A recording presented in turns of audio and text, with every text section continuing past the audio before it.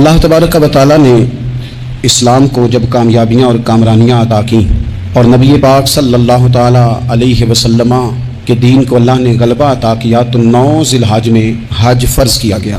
حج اس سے پہلے بھی کیا جاتا تھا، قرآنی شریعتوں میں بھی حضرت ابراہیم علیہ السلام کے طریقے پر حج ہوتا تھا، پھر کفار مکہ نے، قریش مکہ نے اس میں کچھ غلط رسومات شامل کر دیں، کپڑے اتار کر معاذ اللہ کعبے کا طواف کرنا، قربانیوں کا گوشت خانہ کعبہ کی دیواروں سے ملنا، اور بھی کئی بےہودہ رسومات اس پاکیزہ اور خوبصورت عمل کا حصہ بنا دی گئیں۔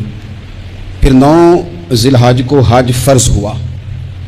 نبی پاک صلی اللہ تعالیٰ علیہ وسلم نے حضرت ابو بکر صدیق کو امیر حج بنا کے رخصت فرمایا۔ دیکھیں کہاں کہاں محبوب انہیں اپنا نائب بناتے ہیں۔ اب 9 کو تو حضور نے حضرت ابو بکر صدیق کو امیر حج بنایا اور پھر اعلان فرمایا، جہاں جہاں مسلمان آبادیاں تھیں وہاں اعلان کر دیا گیا کہ آئندہ سال رسول پاک علیہ السلام خود حج کے لیے تشریف لے جائیں گے۔ اب ایک بڑی تعداد مسلمانوں کی جمع ہونے لگی۔ ذی القعدہ کے آخری ایام میں ہزاروں کی تعداد میں لوگ مدینہ شریف میں جمع ہو گئے۔ ظہر کی نماز کی ادائیگی کے بعد سیرت نگار کہتے ہیں کہ 28 ذی القعدہ تھی، نبی پاک علیہ السلام ظہر پڑھ کے حج کے لیے نکلے، اور جہاں آج ذوالحلیفہ ہے، ابیار علی جس جگہ کو کہتے ہیں میقات مدینہ بھی کہا جاتا ہے، وہاں اللہ کے محبوب نے پہلے رات گزاری۔ وہیں پہ نبی پاک صلی اللہ تعالیٰ علیہ وسلم نے احرام باندھا، حضور تشریف لے گئے۔ یہ حج قران تھا۔ نبی پاک صلی اللہ تعالیٰ علیہ وآلہ وسلم کے ساتھ اس طرح لوگ امڑ کے آئے، جہاں جہاں سے لوگ تھے مسلمان وہ سارے جمع ہوئے حضور کے ساتھ اللہ کی بارگاہ میں حاضر ہونے کے لیے۔ 1,40,000 صحابہ، یہ ایک ہی دفعہ صحابہ کا اتنا بڑا مجمع جمع ہوا ہے، ایک ہی دفعہ۔ اور حضور علیہ السلام کی خواہش تھی کہ یہ سارے لوگ وہاں پہنچیں۔ محبوب کریم علیہ السلام 4 ذی الحج کو حضور علیہ السلام نے طواف کیا، صفا مروہ کیا، احرام نہیں کھولا، قربانیاں ساتھ تھیں چونکہ یہ حج قران تھا۔ اللہ کے رسول صلی اللہ تعالیٰ علیہ وآلہ وسلم نے پھر 8 ذی الحج کو ظہر کی نماز جا کے مینا کے میدان میں ادا کی۔ 9 ذی الحج کو مسجد نمرہ کے پاس کوہ صبیر پر جب سورج کی کرنیں چمکیں، قربان جائیں کیا نظارہ ہوگا۔ لبیک لبیک کی صدا آ رہی ہے، دیکھ کون رہے ہیں؟ مدینے والے محبوب صلی اللہ علیہ وسلم۔ حضور اس لشکر حسن کو لے کر، اس نور بھرے قافلے کو لے کے، یہ کون ہے جو حضور کے ساتھ سارے نکلے ہیں؟ یہ کون ہے سارے؟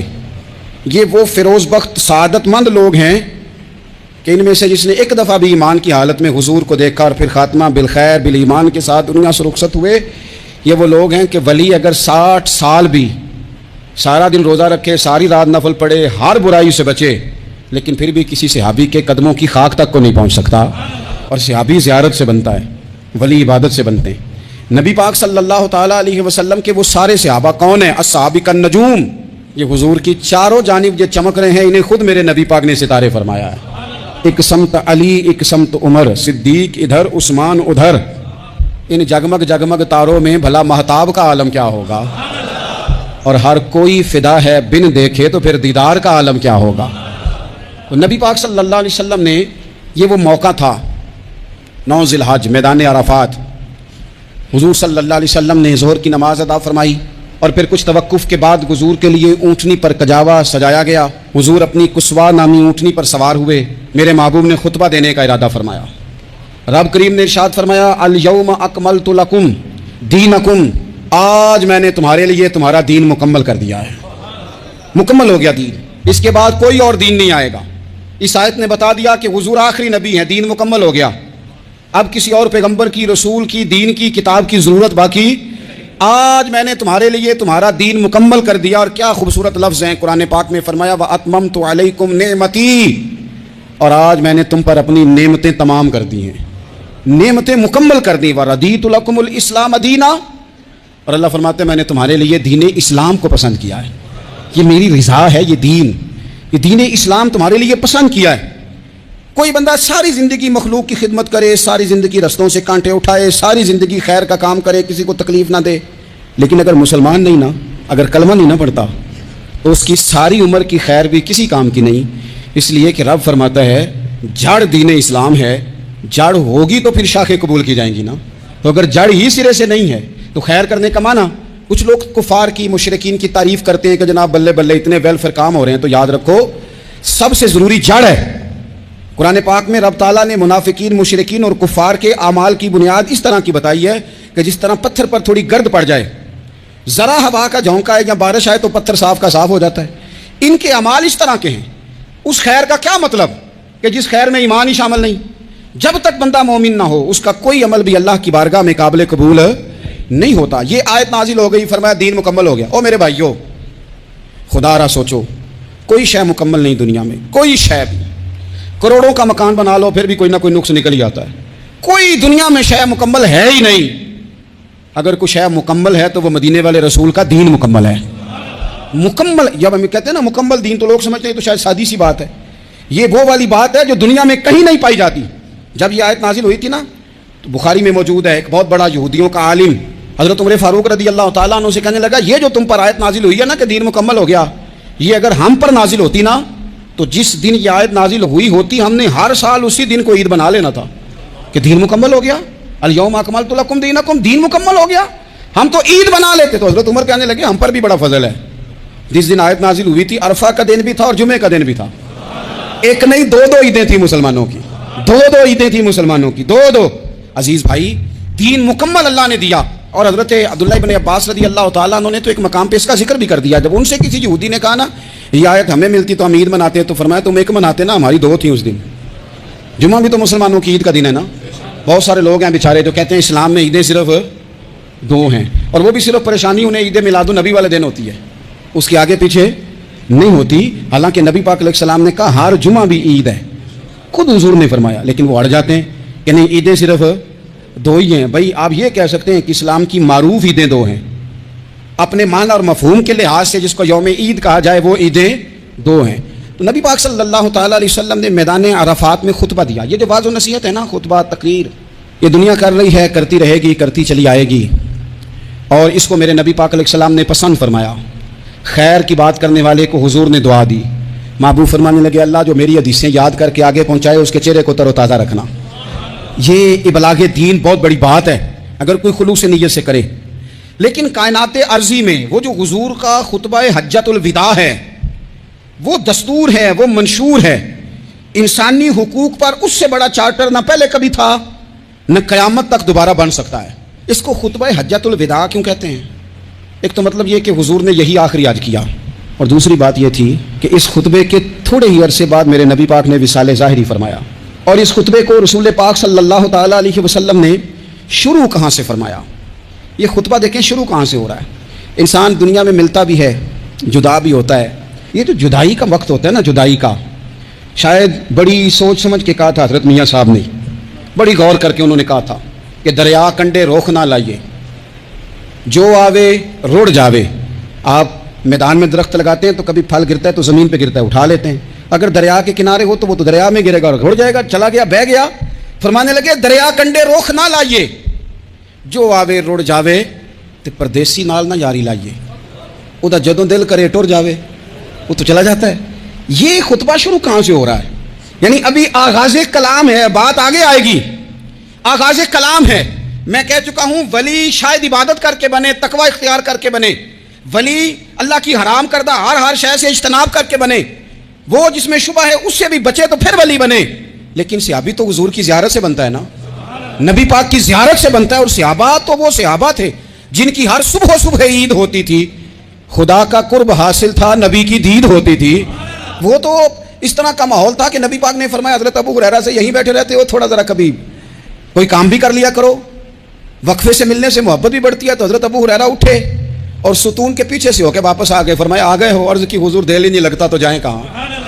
وہ جو حضور سے آ کے کہتے تھے نا یا رسول اللہ صلی اللہ علیہ وسلم، حضرت صوبان بن مالک، حضور نے فرمایا پریشان دکھائی دیتے ہو، کہا یا رسول اللہ ایک بات پریشان کرتی ہے، کہا وہ کیا؟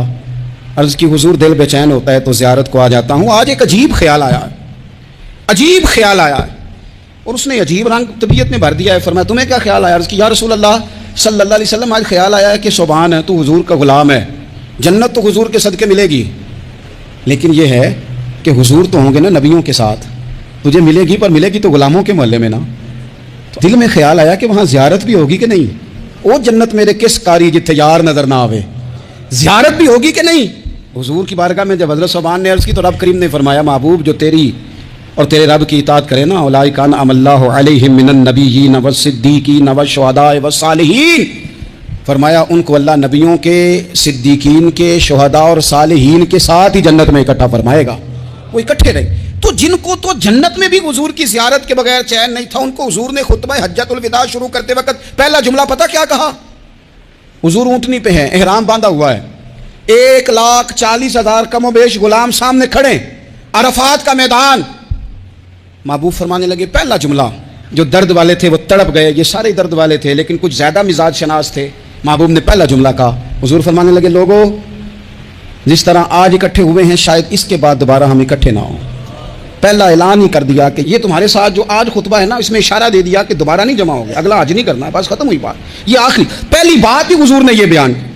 اب وہ اتنے دل نرم ہو گئے حضور کی بات سن کے، آنکھوں میں آنسو اس طرح آ گئے، طبیعت کا ملان اتنا بڑھ گیا کہ ہر ایک کا دل کشکول بن گیا، ہر طرف سے آہیں اور سسکیاں ہیں کہ حضور کے وہ جملے یوں صحابہ لے رہے تھے جب آپ سے کوئی کہہ دے کہ بھائی یہ وقت بس آخری ملاقات کا ہے، تو پھر انہوں نے وہ تو حضور کی ہر بات ہی توجہ سے سنتے تھے، پر یہاں جو انداز بن گیا وہ انوکھا بن گیا، فرمایا شاید دوبارہ ملاقات نہ ہو۔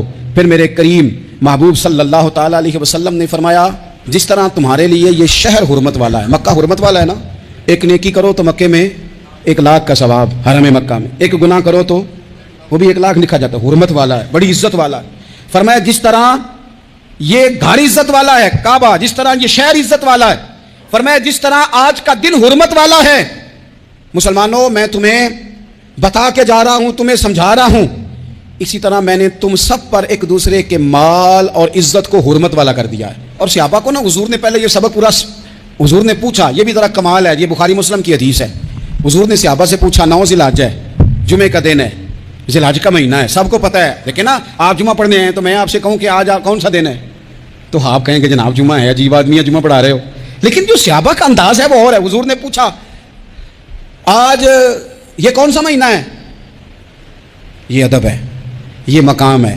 یہ وہ مقام ہے جہاں بہت سارے صرف عقل والے بندے جو ہوتے ہیں نا وہ بیچارے گرتے پھڑتے ہیں، کہتے ہیں جی بات آتی ہو تو بتانی چاہیے، کیا بات ہوئی جی بندہ بولے ہی نا، یہ کیا لیکن کچھ لوگ ایسے ہیں جن کا دھارا ادب کچھ اور ہوتا ہے، انہیں ڈھیروں باتیں بھی آتی ہوں تو ہر جگہ بات کرنے کی نہیں ہوتی، سب جگہ کہانیاں سنانے کی نہیں ہوتی۔ حضور نے فرمایا کون سا مہینہ ہے، قربان جائیں بھیا کو زبان ہو کے کہنے لگے واللہ و رسولہ عالم، اللہ جانے اللہ کا رسول جانے، سانو تے قید سجن دا گہنا ہے، او جنج رکھے ایسا اونج رہنا ہے، ہمیں کیا پتا۔ پوچھا کسی نے، لکھا ہے صوفیاء نے، کسی نے پوچھا تمہیں پتہ نہیں، کہنے لگے چپ کر، ہمیں کیا پتا کون سا مہینہ ہے۔ تو حضور نے فرمایا آج تاریخ کون سی ہے، میں سب کو پتا تھا نا 9 ذی الحجہ کو ہی آج ہوتا ہے، کون سی تاریخ ہے، کہا واللہ و رسولہ عالم، اللہ جانے اللہ کا رسول جانے، قربان جائیں۔ حضور نے پوچھا دن کون سا ہے، سب کو پتا ہے جمعہ ہے، کہنے لگے واللہ و رسولہ عالم، اللہ جانے اور اللہ کا۔ وہ صحابہ بتا کیوں نہیں رہے، تو اہل محبت کہتے ہیں صحابہ کا جواب یہ تھا ہمیں کوئی مہینوں سے غرض ہے، ہمیں کوئی دن سے غرض ہے، ہمیں کوئی تاریخ سے غرض ہے، حاجیو آؤ شہنشاہ کا روزہ دیکھو، کعبہ تو دیکھ چکے کعبے کا بھی کعبہ دیکھو، ہمیں تو محبوب سے غرض ہے۔ مہینہ تھا ذی الحج کا، اگر حضور کہہ دیتے ذی الحج نہیں ذی قعدہ ہے تو ہم نے ذی قعدہ بنا لینا تھا، تاریخ تھی 9، اگر حضور فرما دیتے 11 ہے تو ہم نے 11 ہی بنا لینی تھی، دن تھا جمعے کا، اگر حضور کہتے پیر ہے تو ہمیں کیا لگے، ہمیں تو محبوب کی رضا چاہیے۔ آپ دیکھیں نا ایک صحابی کے ہاتھ ذرا لمبے تھے تو حضور نے فرمایا یا ذو الیدین، او لمبے ہاتھوں والے، ان سے کوئی پوچھتا نام کیا ہے تو کہتے میرا نام ہے 2 ہاتھوں والا، او بھائی میرے بھی 2 ہیں، تم کیوں 2 ہاتھوں والا، کہنے لگے یہ نہیں مجھے پتا، مجھے نبی پاک نے کہا 2 ہاتھوں والا، تو ٹھیک ہو گئی جو حضور نے نام رکھ دیا۔ تو حضور سید عالم نے پوچھا، پھر حضور نے حرمت یاد کرائی، فرمایا یاد رکھو یہ دن بھی بڑی عزت والا ہے، جمعے کا ہے، یہ مہینہ بھی بڑی حرمت والا ہے، ذی الحج کا ہے، یہ تاریخ بھی بڑی حرمت والی ہے، لیکن فرمایا جس طرح اس دن کی، اس شہر کی، اس مہینے کی تم نے عزت کرنی ہے، اسی طرح ایک دوسرے کے مال کا، ایک دوسرے کی عزت کا تم نے پاس کرنا۔ مسلمان بھائیوں خدا را یہ حضور کہہ رہے ہیں یار، نبی پاک نے کعبہ کے سامنے کھڑے ہو کے فرمایا بیت اللہ تیری بڑی شان ہے، تیرا بڑا مرتبہ ہے، لیکن فرمایا میرے مومن کی عزت رب کی نظر میں کعبے سے بھی زیادہ ہے۔ ہم کیسے بیٹھ کے یار، ہم کیسے جرأت کرتے ہیں کسی کی پگڑی کھولنے کی کونے میں بیٹھ کے، ہم اپنے گھر بیٹھ کے کسی پر تبصرہ کر گئے، کسی بندہ مومن کی عزت اچھال گئے، بالکل پتہ نہیں تھا بات کا، اور ہم نے کہانی بنا دی پوری کی پوری، داستان سرائی کر گئے، صبح سے شام تک ہماری گپ شپ کا عنوان کیا ہے، کسی نہ کسی کا شکوہ، किसी न किसी की शिकायत, ये हमारी गपशप है। खुदारा हुजूर ने तो खुतबा हज्जतुल विदा में पहला सबक ये दिया था कि मेरे जाने के बाद एक दूसरे की इज्जत करना, और इसी खुतबे में एक जगह पे फरमाया ये ना हो कि मेरे जाने के बाद तुम एक दूसरे की गर्दनें मारने लग जाओ।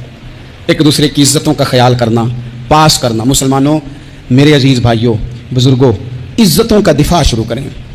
थोड़ी देर के लिए अपनी ज़ुबान लोगों के ऊपर तबसरा करने से कंट्रोल में लाएं। कुछ चीज़ें ऐसी, मैं मुख्तलिफ शहरों में जाता हूँ, जिस शहर में गए वहाँ लोगों ने ये कहा जनाब यहाँ जो मौलाना है ना, बाद लोग ये बातें बड़ी चस्के लेके सुनते हैं, यहाँ जो मौलाना है ना वो कुछ नहीं करते, आप बड़े अच्छे हैं, यहाँ जो पीर साहब हैं वो बड़े गड़बड़ हैं, आप बड़े अच्छे हैं। तो मैं उनसे कहता हूँ कि मैं इसलिए अच्छा हूँ कि मैं थोड़ी देर के लिए आया हूँ, मैंने चले जाना है। और दूसरी बात ये कि मुझे आप जितना मर्जी अच्छा कह लें, मैंने रुखसत हो जाना है 2-3 घंटों के बाद। यहाँ जिस आदमी का आप शिकवा कर रहे हैं ना, आप उसको जनाजे के लिए खबर करें ना करें, उसे पता चल गया ना मोहल्ले में जनाजा हो गया, तो उसे कोई काम भी हुआ तो उसने कहना यार नहीं मोहल्ले में फौतगी होगी, मैंने जनाजा पढ़ाना है, उसने जाना नहीं।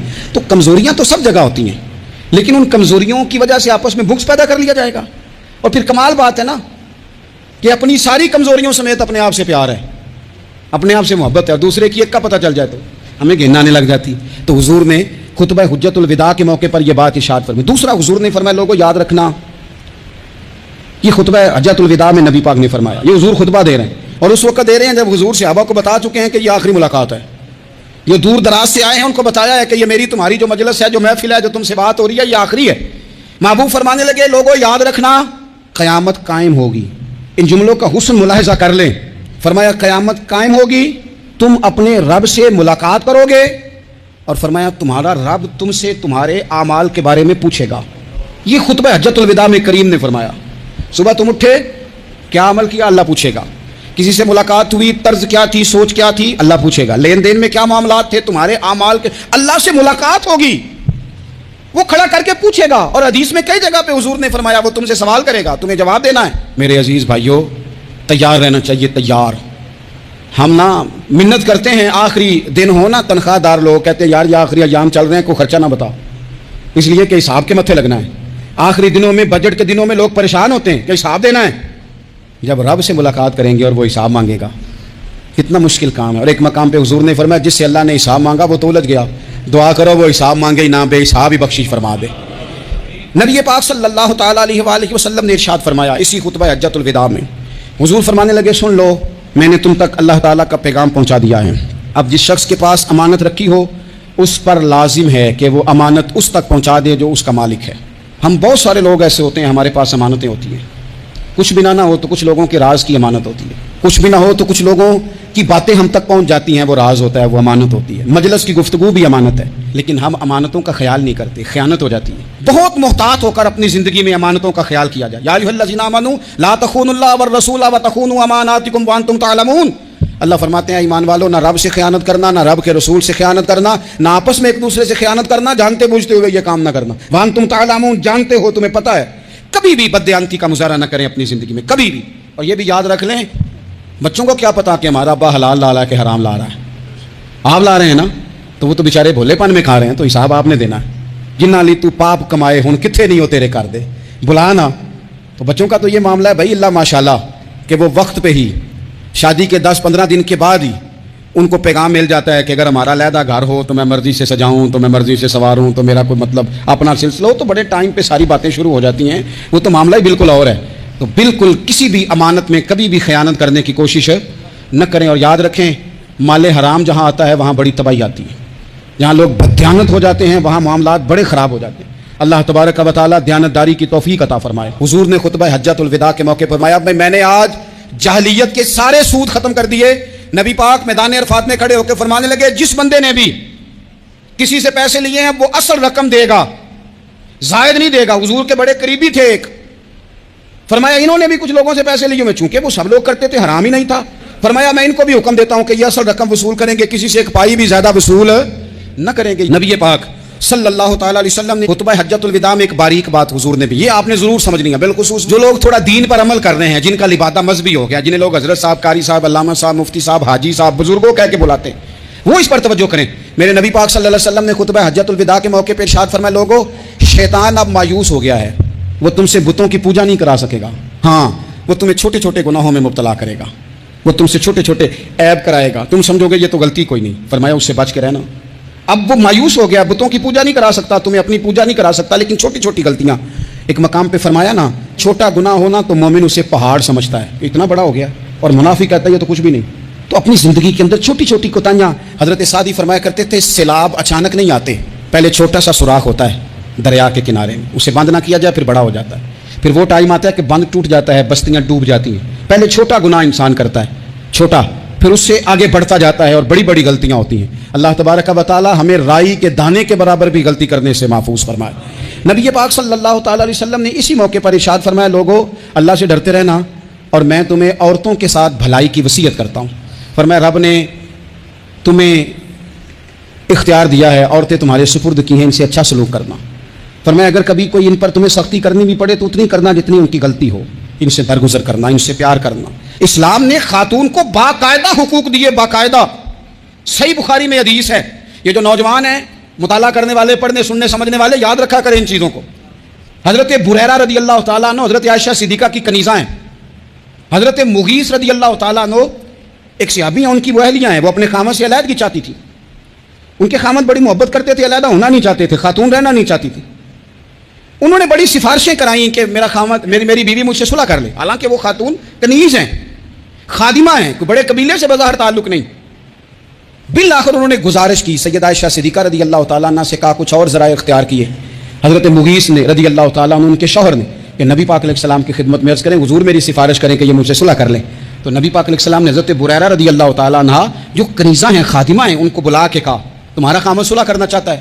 یہاں برادری کا بڑا کے کہتا ہے پتر میری بھی نہیں تو گال رکھنی, وہ میرے ککھاں دا بھی نہیں, تو کیا کہہ رہے ہیں آپ؟ اللہ نے اسے حق دیا ہے, اور جسے حق اللہ دے اس کا رسول دے, اس سے کون ہوتا ہے کوئی حق چھیننے والا؟